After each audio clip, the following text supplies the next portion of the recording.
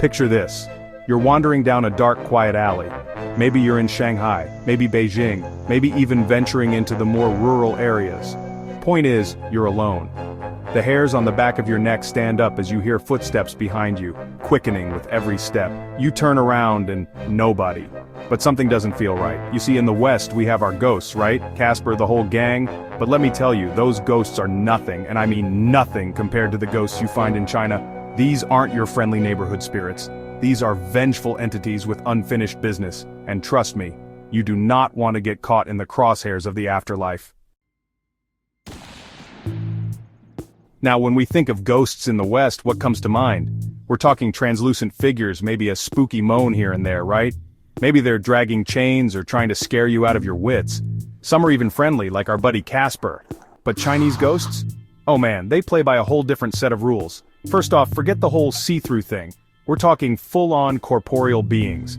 Pale skin, long black hair, and eyes that could pierce right through you. And forget about floating, these ghosts prefer a more direct approach. They'll jump at you, dart across the room, and some even crawl on the ceiling. These ghosts are the embodiment of restless spirits, fueled by unfinished business, betrayed love, or a thirst for revenge. They're not here to play nice, they're here to settle a score. And let's just say, you don't want to be on the receiving end of their wrath. So, if you're ever in China, and you feel a chill down your spine, or you hear a strange noise you can't quite place, just remember, you're not dealing with your typical Western ghost. These are the real deal, and they're not afraid to make themselves known. Alright, so you've stumbled into the world of Chinese ghosts. Maybe you're in an ancient temple or an old house with a spooky history. You can feel it, right? That tingling sensation that tells you you're not alone. Well, here's your first survival tip, and trust me, this one's important. Hold your breath. You see, Chinese ghosts operate on a different frequency, a different plane of existence. They can't see you if you're not breathing. Think of it like a cloaking device, only instead of advanced technology you're using the power of your own lungs. Now, I know what you're thinking. How long am I supposed to hold my breath? And that's a fair question, but the truth is every encounter is different. You just gotta feel it out. But here's a pro tip: practice beforehand. Seriously, work on those breath-holding skills. You never know when they might come in handy. Okay, so you've mastered the art of holding your breath like a ninja, but sometimes you need a little extra firepower. That's where the Fuzhou comes in. Now, this isn't your average lucky charm. This is a Taoist talisman, a piece of paper with ancient symbols written on it, empowered by centuries of tradition. Think of it like a spiritual weapon, a one-way ticket back to the afterlife for any ghost that dares to cross your path.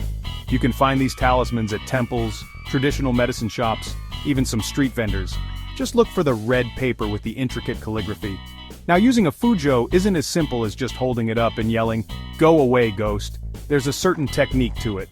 You gotta channel your inner chi, focus your energy, and then, with a swift movement, slap that talisman right on the ghost. And bam, just like that, it's gone.